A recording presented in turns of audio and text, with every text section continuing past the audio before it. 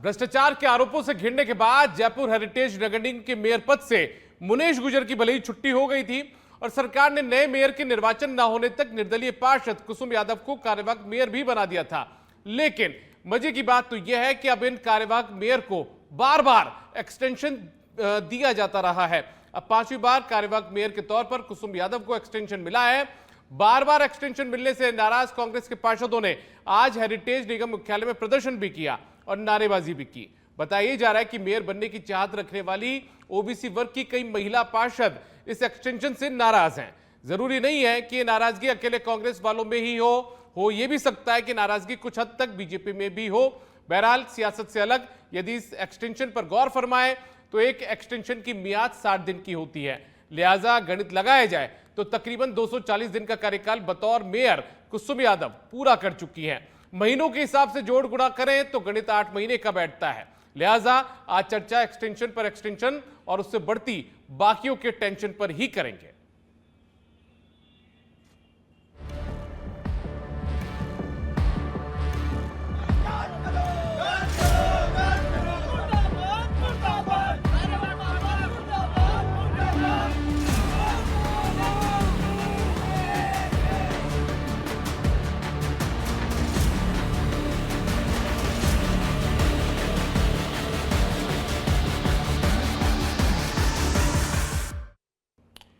तो ये जो बार बार एक्सटेंशन मिल रहा है इससे पार्षदों में नाराजगी है, खासतौर पर कांग्रेस के पार्षदों में। बीजेपी के साथ मुसीबत ये है कि उन्हीं की सरकार है, लिहाजा वो खुलकर बोल नहीं सकते हैं। और इसी मुद्दे पर आज हम चर्चा करेंगे। हमारे साथ में कुछ खास मेहमान जुड़ चुके हैं, उनका तारुफ आपसे करवा देते हैं। हमारे साथ में जुड़ चुके हैं एकलव्य सिंह जी, जो कि राजनीतिक विश्लेषक हैं। बहुत स्वागत है एकलव्य जी आपका। साथ में दशरथ सिंह जी हमारे साथ स्टूडियो से जुड़ चुके हैं। दशरथ जी कांग्रेस पार्षद हैं, आपका भी बहुत स्वागत है।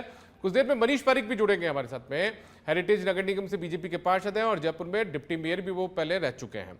फिलहाल दशरथ जी के साथ में चर्चा की शुरुआत करते हैं। दशरथ जी मुझे ये बताइए, ये जो एक्सटेंशन पर एक्सटेंशन दिया जा रहा है बीजेपी की सरकार के अंदर एक निर्दलीय पार्षद को मेयर बनाने का, आप लोगों को क्या एतराज है? इससे पहले आप लोगों ने भी दिया, शील दाबाई का प्रकरण आपको याद भी होगा।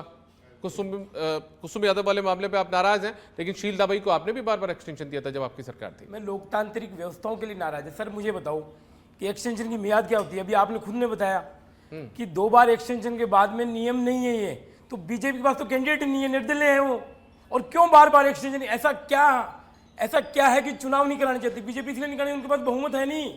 अगर वो आज चुनाव करे, मैं चैलेंज करता हूं, आप आज वो किसी भी कैंडिडेट को उतारे चैलेंज को, बीजेपी चुनाव हारेगी, इसलिए नहीं कराने चाहती। लोकतंत्र व्यवस्थाओं का हमेशा उन्होंने गला घोटा है और यहाँ पे भी हेरिटेज नगर निगम गला घोटते हुए दिखती रही है। मुझे ये समझ में नहीं आ रहा ऐसा क्या हो गया। निर्वाचित बोर्ड है, आप जाइए चुनाव कराइए, पता लग जाएगा। आप चुनाव इसलिए नहीं कराना चाहता है, आपको पता है आपका बोर्ड नहीं है, आपके पास बहुमत नहीं है और आप चारों खाने चित हो जाओगे, इसलिए आप एन केन प्रकरण करके बार बार एक्सटेंशन दे रहे हो। आपको कल भ्रष्टाचार का इतना बड़ा आरोप लगा, आपने एक्सटेंशन, आपने उन मुलाजिमों पे कार्रवाई कर दी जिनका निमित्त मात्र दोष था। अभी एक पिछले महीने क्या नाम है, किसी की एक आत्महत्या हुई थी थाने के अंदर, पूरा थाना हुआ, लेकिन एसएचओ को सबसे पहले निलंबित किया गया। जब मुखिया को जिम्मेदार होता तो मुखिया को निलंबित करना चाहिए। पता नहीं ऐसा क्या बीजेपी बातें करती है जीरो टॉलरेंस की, लेकिन यहाँ पे भी पर्ची से सरकार चल रही है, बार बार पर्ची पकड़ा दी जाती है। अब ये 5वीं बार जयपुर को जनता को पर्ची पकड़ा दी गई है। आपने कितनी बार पकड़ी थी? हमने नहीं पकड़ाई, हमने 2 बार से ज्यादा। आपको पता है कि शीला दवाई कितने महीने तक रही थी? आप मुझे जवाब दिए। वो उन्होंने कोई लोकतांत्रिक व्यवस्था, और हमने तो बड़ा दिल दिखाते हुए, बीजेपी का बहुमत था तो बीजेपी में से हमने महापौर बनाया था।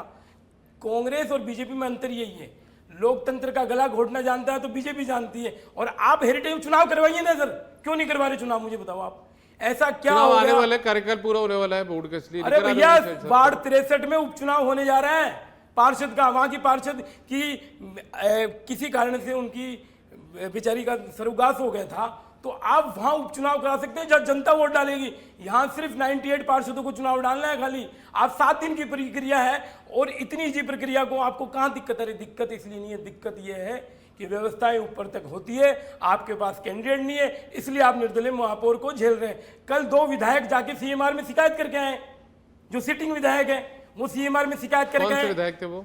विधायक कौन है? बीजेपी से विधायक है, वो शिकायत करके आए थे। बता दीजिए, मेरे पास जानकारी गोपाल नहीं है। शर्मा और बाल मुकुंदाचार्य शिकायत करके आए। अच्छा। और ये आप सोचो विधायक नाराज है, मंडल बीजेपी कार्यकर्ता ना, आप बीजेपी के कार्य, मैं ये जो आज बोल रहा हूँ इस सीट पे बड़ी संजीदगी से ये बात बोल रहा हूँ, पूरा बोर्ड नाराज है, भाजपा के पार्षद नाराज है, भाजपा के चेयरमैन नाराज है, इस व्यवस्था से सब नाराज है और सब चाहते हैं कि चुनाव हो। ठीक है, हमारे साथ में एकलव्य सिंह जी भी जुड़े हुए हैं, राजनीतिक विश्लेषक हैं। एकलव्य जी, सीधे तौर पर यदि देखा जाए तो ये बता रहे हैं कि एक वार्ड का चुनाव तो सरकार करवा रही है, लेकिन जहां पर एक मेयर चुना जाना है पार्षदों के द्वारा, वो चुनाव करवाने में सरकार बार बार गुरेज कर रही है। 60 दिन की मियाद होती है एक्सटेंशन की, 60 दिन तक आप कार्यवाहक मेयर के तौर पर रह सकते हैं, और वो 60 दिन का कार्यकाल जैसे पूरा होने लगता है उसके बाद में एक बार फिर से एक्सटेंशन मिल जाता है। लगातार 5वीं बार एक्सटेंशन मिला है। ये ठीक है क्या लोकतंत्र में? देखिए दीपक जी, मैं जो इसमें समझ पा रहा हूँ, इसके दो एस्पेक्ट्स हैं। एक तो है नियम का, यानी कि सरकार के अधिकार क्षेत्र का, और इसका एक जो दूसरा एस्पेक्ट है, इसका थोड़ा एक ब्रॉडर कॉन्टेक्स्ट है कि जो हमारे देश में एक वन नेशन वन इलेक्शन को लेके जो बात चली, उसी तर्ज पे, क्योंकि यहाँ पे भाजपा की सरकार है, उसने भी एक मंशा तय करी कि उसी तर्ज पे वन स्टेट वन इलेक्शन का भी कल्चर चलाना है। और आपने देखा होगा कि अभी एक मंत्री जी ने बयान भी दिया था कि आने वाले नवंबर में हम नगर निकाय और पंचायत वगैरह के सारे चुनाव एक साथ ही कंक्लूड कर देंगे। उसकी जल्दी देखिए, ये मैं आपको बता दूं इस बारे में, या जनता को वोट नहीं डालना है मेयर के चुनाव के अंदर, यहाँ के कि जो पार्षद, मैं आपको जी मैं आपको भी, मैं अपनी राय नहीं दे रहा था दीपक जी, मैं भी आपको बस दो एस्पेक्ट्स बता रहा था कि इसमें दो एस्पेक्ट्स जो इन्वॉल्व है। मैं ऐसा नहीं कह रहा था कि यही करना चाहिए। तो ये तो इसके दो एस्पेक्ट्स हैं दीपक जी। अब जहां तक नियम और अधिकार क्षेत्र का सवाल है, यदि अगर ऐसा माना जाए कि मतलब एक्सटेंशन दिया ही नहीं जा सकता, तो मेरे ख्याल से जिनको लगता है कि ये सरकार के अधिकार क्षेत्र में नहीं है या नियम में नहीं है, तो मैं समझता हूं कि इसमें तो फिर न्यायालय को अप्रोच करके और एक बड़े आराम से इसके रिगार्डिंग एक निर्णय पास कराया जा सकता है। और जो दूसरे एस्पेक्ट की मैं बात कर रहा हूं, अगर यदि वैसा है तो मुझे ऐसा लगता है कि सरकार को अपनी जो मंशा है उसको क्लियर करना चाहिए और एक्सप्लेन करना चाहिए कि क्यों ऐसा करना चाहते हैं वो। और दूसरी बात जो आप भी दीपक जी हिंट कर रहे थे कि ये कोई जनता को वोट नहीं डालना है, ये तो पार्षदों को चुनाव मतलब डालना है। परंतु देखिए दीपक जी, एक बात को समझना पड़ेगा, चुनाव किसी भी तरह का हो, उसमें रिसोर्सेज जो होते हैं पार्टियों के, वो पूरी तरह से इन्वॉल्व होते हैं, और जो नेतागण होते हैं वो चुनावी प्रक्रिया में इन्वॉल्व हो ही जाते हैं। तो जो ये जो वन स्टेट वन इलेक्शन या वन नेशन वन इलेक्शन का जो एक कॉन्सेप्ट है, ब्रॉड कॉन्सेप्ट, उसमें अगर सरकार इसको इनकलकेट करना चाहती है तो उन्हें मंशा क्लियर करनी चाहिए कि अगर है तो किन कारणों से है और उनका इसको लेके क्या विजन है। ठीक है जी, दशरथ जी, मैं आपसे जानना चाहता हूँ, यदि नया मेयर चुन भी लिया आप लोगों ने, यदि सरकार चुनाव करा भी देती है, तो लगभग जुलाई का महीना चल रहा है, ठीक है, जुलाई के अंत तक की चुनाव होगा नहीं। यदि आज की तारीख में भी घोषणा कर भी दी जाए तो जुलाई अंत या अगस्त की शुरुआत में ही चुनाव हो पाएगा। उस वक्त में कार्यकाल कितना समय बचेगा? नवंबर में तो आपका कार्यकाल पूरा ही हो जाएगा, तो 3 से 4 महीने के लिए चुनाव करवा दें और आचार संहिता लग जाएगी कुछ टाइम बाद में। सर आप यही तो बता रहा हूँ, जब पार्षद का इतनी बड़ी प्रक्रिया है कि चुनाव कराया जाएगा, चुनाव टीम भेजी जाएगी, पूरी वार्ड की जनता वोट डालेगी, कम से कम 10 से 12-15 हजार, ये तो 7 दिन की प्रक्रिया है। आपको सिर्फ पार्षदों को वोट डालना है, कोई बड़ी पेचीदगी नहीं है, कोई भाड़ेबंदी नहीं करनी है। एक्चुअल में बात दिक्कत है कि बहुमत नहीं है बीजेपी के पास में, इसलिए डर रही है वो। निर्दलीय क्यों बनाया? क्योंकि उनको विधायकों को सबको राजी रखना है कि कल को वो जाके ना विधायक के चुनाव, और बीजेपी इस चुनाव में हार जाएगी अगर चुनाव कराती है, तो इसलिए चुनाव नहीं कराएंगे। आप ये कह रहे हैं 2 बार से ज्यादा एक्सटेंशन दिया नहीं जा सकता हर चीज में। आप लोकतंत्र व्यवस्था में अभी एकलव्य जी जो हमारे भाई उन्होंने बताया, सरकारें जो होती है या बड़ी पार्टियां होती है अपने हिसाब से क्लू छोड़ देती है। 2 बार से एक्सटेंशन ज्यादा दिया नहीं जाता है, उसमें एक क्लू छोड़ दिया गया कि उससे ज्यादा कितनी बार ये कानून है कि नहीं है। अब वो आप होता है कि कोर्ट चले जाएंगे इस प्रक्रिया में। अभी भी डीएलबी ने एक आदेश निकाला था कि साधारण सभा होनी चाहिए 2 महीने में 25 तारीख के बाद में।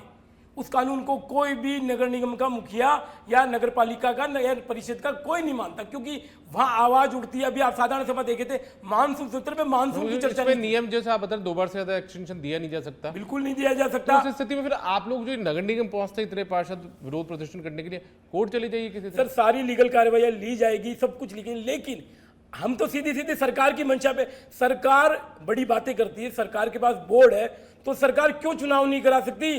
सरकार भाग रही है चुनाव से, क्योंकि जो इनके चेयरमैन है वो भी सेटिस्फाई नहीं है। पार्षद हमारे साथ, देखो सारे जितने भी पार्षद हैं सब हमारे साथ बैठते हैं। बीजेपी पार्षदों ने मुझे कहा कि आप इस आवाज को उठाओ, हम बंधे हुए हैं।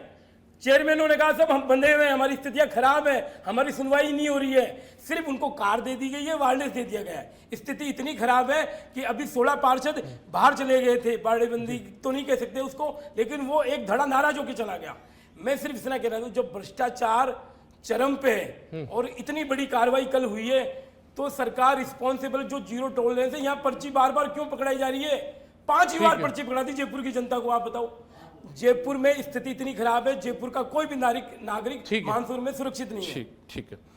मैं एकलव्य जी आपसे जानना चाहता हूं, वापस मैं उसी सवाल पे आता हूं। जब एक वार्ड का चुनाव तो सरकार करवाने के लिए तैयार हो जाती है, लेकिन बात वही आ जाती है कि 98 पार्षदों को वोट डालना है, मेयर चुनना है खुद का, उस मामले में सरकार को गुरेज है।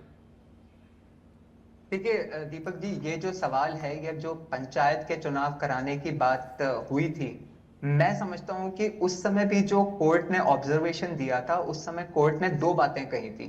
एक तो उन्होंने ये कहा था कि हमारे विचार में ये वो स्टेज नहीं है जब हमें इसमें इंटरफेयर करना चाहिए, और दूसरी जो इंपॉर्टेंट बात उन्होंने कही थी कि ये चुनाव कब कराने हैं और किस तरह से कराने हैं, ये सरकार का अधिकार क्षेत्र है। अब मैं दीपक जी, एक्चुअली मैंने पहले भी कहा, उसे एक्चुअली दशरथ सिंह जी ने भी पॉइंट आउट करा कि वो कह रहे थे क्लू छोड़ दी जाती है, तो मतलब मेरे ख्याल से वो कहना चाह रहे थे कि कहीं कानून में कोई लूप होल तो नहीं है कि जिसको कि सरकार यूज कर पाती है, या मतलब जो भी होता है उसमें।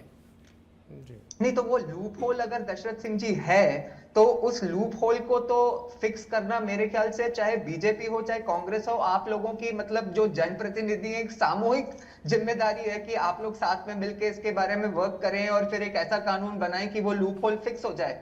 परंतु इंपॉर्टेंट बात यह है कि अभी की स्थिति क्या है।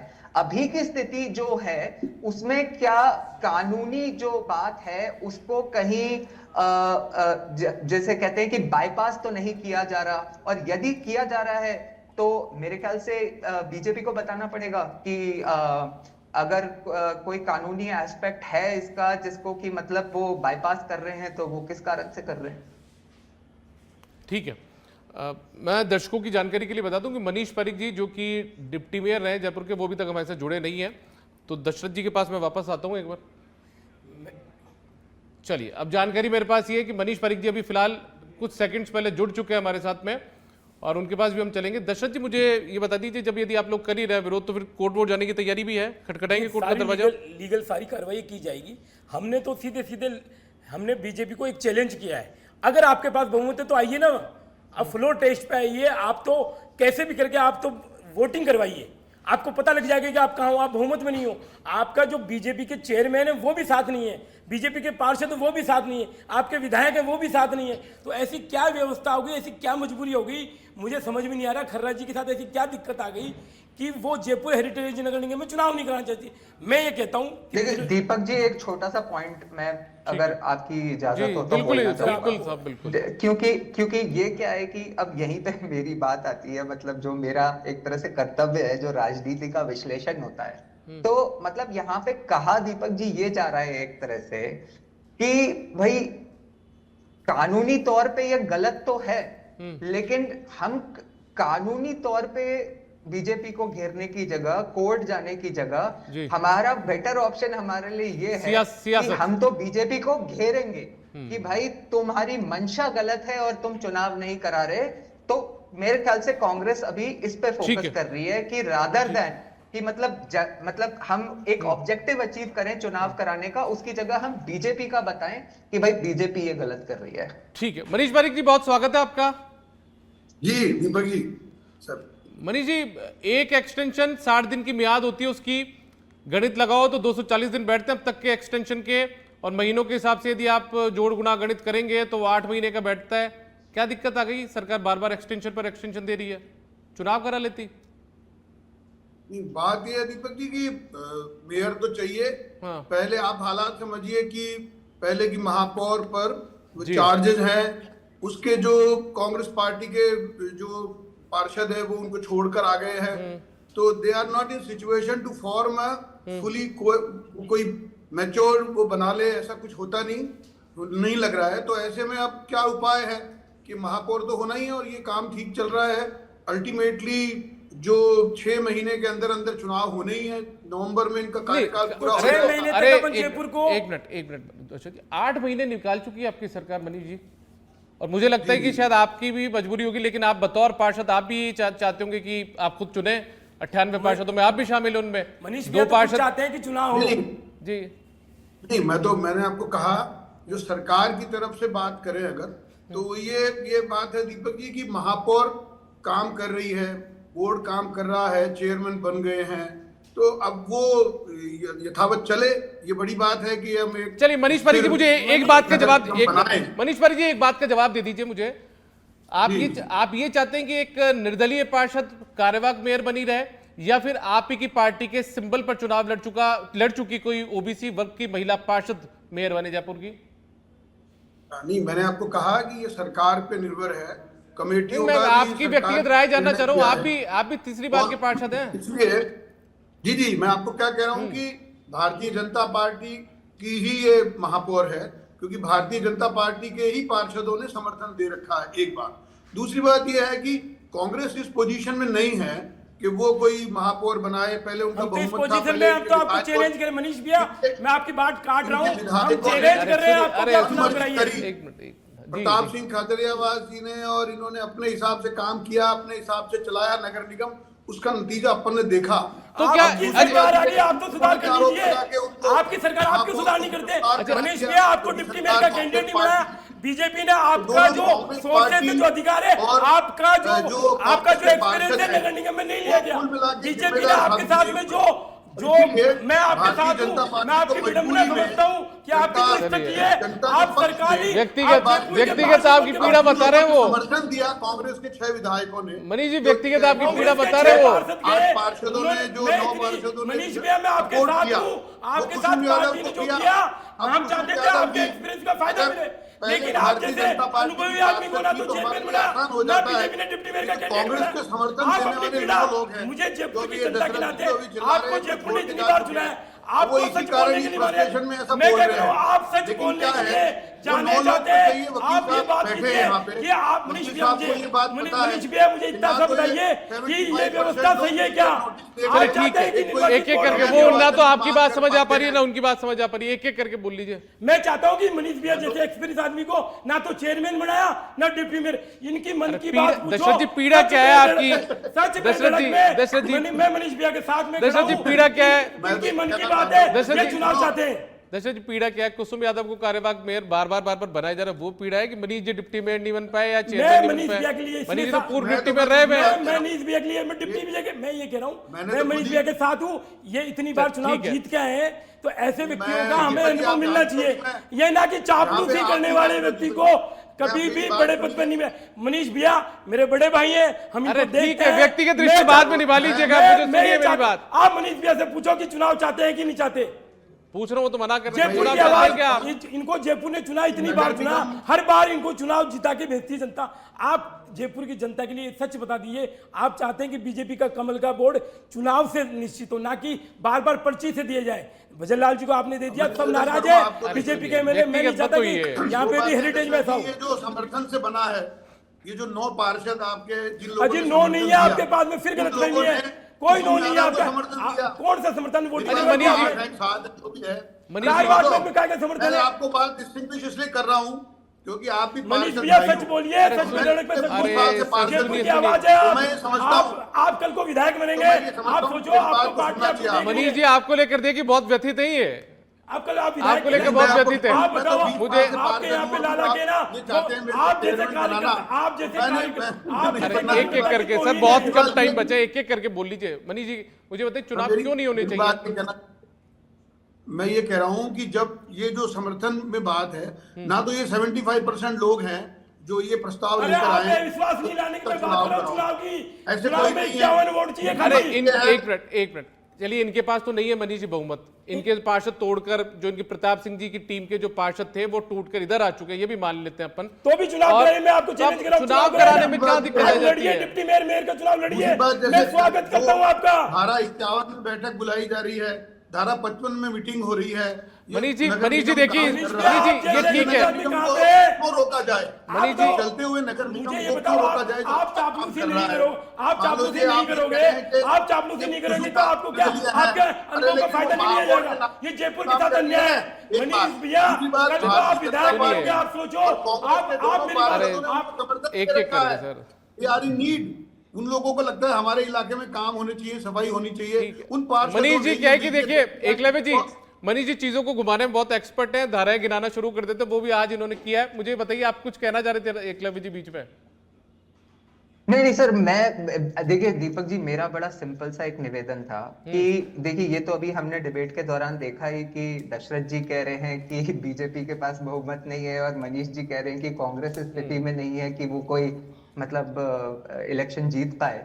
लेकिन मुझे ऐसा लगता है कि देखिए जैसे कि हमने बात करी कि यदि अगर कानूनी तौर पे अगर ये सरकार के अधिकार क्षेत्र में है कि चुनाव कब कराने हैं, तो फिर ये भी समझना पड़ेगा कि ये सरकार का दायित्व भी है कि वो चुनाव कराए। और वो चुनाव क्यों कराए? क्योंकि देखिए जनता ये देखना चाहती है कि जिस तरह से जो पार्षद हैं वो जनता के चुने हुए प्रतिनिधि हैं एक तरह से, तो जो मेयर की कुर्सी पे जो व्यक्ति विराजमान है वो भी इन पार्षदों से ही चुना हुआ व्यक्ति, एक तरह से इनडायरेक्टली जनता का चुना हुआ जो प्रतिनिधि है वो उस कुर्सी पे विराजमान होना चाहिए। मैं आऊंगा मनीष जी, वापस आऊंगा आपके पास। मनीष पारिक जी वापस आऊंगा, एक बार सुन लीजिए इनको। कोई नगर निगम ठीक काम कर रहा है। मनीष जी वापस आ जाऊंगा, मनीष जी मैं दूंगा, मनीष जी वापस आपके पास आऊंगा, वक्त दूंगा आपको। एकलव्य जी तो क्या चलते रास्ते को मनीष जी मैं अगले सेंटेंस में मैं आपको मनीष भैया कल भ्रष्टाचार के आरोप लगे, 4 कर्मचारियों को हटा दिया गया, सीधा भ्रष्टाचार है। कौन जिम्मेदार है उसके लिए? जिम्मेदार कौन? मुखिया है, महापौर है, कमिश्नर है, और मैं बीजेपी को जिम्मेदार मानता हूँ जो जीरो टॉलरेंस। मेयर की जिम्मेदारी कैसे हो गई उसमें? आप उसके पट्टे पे साइन है उनके, आप बताओ आपसे कोई साइन कैसे करा लेगा? मैं जीरो टॉलरेंस की बात करने वाली बीजेपी से पूछना चाहता हूँ। मैं मनीष भैया प्रवक्ता भी है पार्टी के, आप बताइए मुझे भ्रष्टाचार पे आप जीरो टॉलरेंस की बात करते हैं और यहाँ बार बार पर्ची पकड़ा देते हो। 5वीं बार पर्ची छोड़ दिए, पर्ची की क्या बात? आप मेयर कैसे जिम्मेदार हो भ्रष्टाचार के लिए, बता दीजिए। एक्शन ले लिया ना उनपे। अच्छा मतलब आपने थाने में अधिकारी ऐसे जो है आपने कांस्टेबल को हटा दिया। अरे भैया जगदीप धनखड़ का तो आपने, अरे छोड़ दीजिए, क्या हम तो नगर निकाय की बात कर रहे हैं, आपका उपराष्ट्रपति तक पहुंच गए। पार्टी मनीष भैया को खुल के बोलना चाहिए, जयपुर की जनता इनको देख रही है, कल को ये विधायक का चुनाव लड़े। अरे एक मिनट, ठीक है, आप बहुत चिंतित है मनीष जी के लिए। आप इतनी मुझे सच क्यों नहीं बोल रहे मनीष भैया? आपको ये बोलना चाहिए कि भ्रष्टाचार अभी खत्म नहीं हुआ है, और भ्ष्टाचार के खिलाफ हम लोगों ने, पार्टी ने तो चुना है।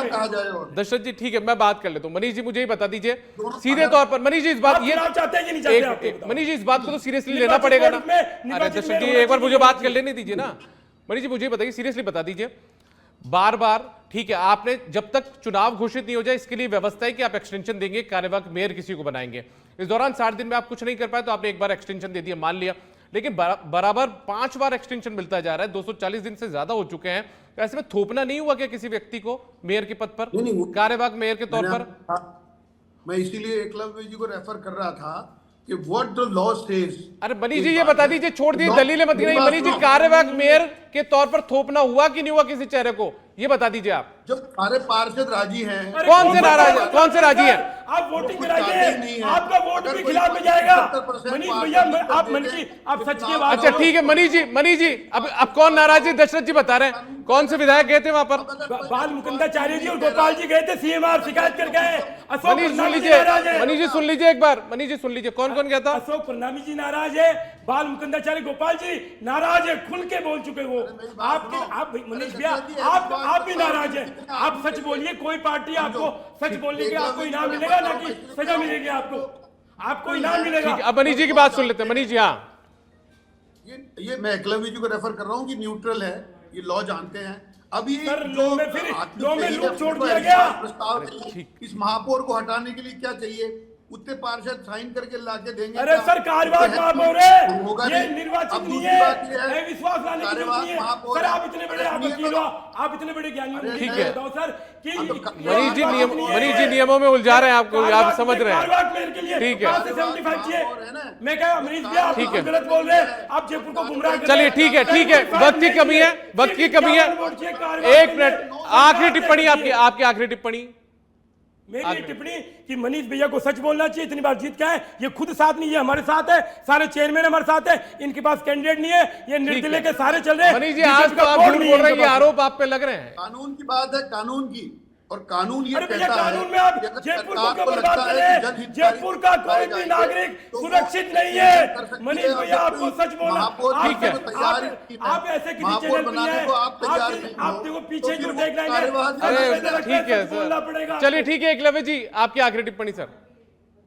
देखिए दीपक जी, मेरी आखिरी टिप्पणी दोनों पार्टियों के लिए बड़ी सिंपल है। जहां तक बीजेपी का सवाल है, मनीष जी बिल्कुल सही कह रहे हैं कि कानूनी तौर पे मैं समझता हूं कि मैं उनको ट्रस्ट कर रहा हूं कि जो वो कह रहे हैं वो बिल्कुल सही कह रहे होंगे, परंतु मैं समझता हूं कि ठीक है ये उनका अधिकार क्षेत्र है, परंतु जैसा कि मैंने आपको बताया कि जनता की एक्सपेक्टेशन ये होती है कि मेयर की कुर्सी पे विराजमान वो होना चाहिए जो एक चुना हुआ प्रतिनिधि हो, ना कि सही कहा आपने। बैठाया हुआ प्रतिनिधि हो। और सेकंड पार्ट, मैं कांग्रेस से भी एक रिक्वेस्ट करना चाहूंगा दशरथ सिंह जी से कि हमें थोड़ा सा मतलब इस इशू को मतलब है ना सभ्यता से लेना चाहिए, इन द सेंस कि मतलब ये बार बार पर्ची जो हम राजस्थान मैं के लिए माफी चाहता मतलब हूं, मैंने अगर बोला एक यूज पर्ची, करते रहते लेकिन हैं ना। यहाँ पे मैं आपको बताऊं ठीक कि है। इस अच्छा, देश ठीक में है। सबसे पहली पर्ची जो बनी थी ना, वो कांग्रेस के जवाहरलाल नेहरू जी की गांधी जी ने काटी थी। सरदार पटेल जी को मिले थे 12 वोट 14 स्टेट कमिटीज में से 12 वोट, और नेहरू जी को मिले थे 0।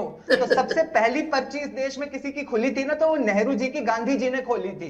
तो इसलिए मैं समझता हूं हमें इन चीजों से आगे बढ़ के चलिए, प्रोफेशनल ठीक है। वे में इस चीज को अप्रोच करना चाहिए। ठीक है एकलव्य जी, बहुत शुक्रिया आप हमारे साथ जुड़े, साथ में मनीष परीख जी और दशरथ सिंह जी आपका भी बहुत शुक्रिया। तो कुल मिलाकर देखिए लगभग 240 दिन बीत चुके हैं, कार्यवाहक मेयर हेरिटेज नगर निगम का जो काम है वो पूरी तरीके से संभाल रही है। इसी बीच जो सियासी गणित है वो भी लगाई जा रही है, लोगों का विरोध भी लगातार सामने आ रहा है, लेकिन सरकार इसी उम्मीद में है कि चुनाव जो है नवंबर से दिसंबर के महीने के बीच हो जाएंगे। इसलिए लगातार जो एक्सटेंशन है वो कुसुम यादव को यहाँ पर मिलता जा रहा है। फिलहाल इस खास पेशकश में इतना ही, इजाजत दीजिए, नमस्कार।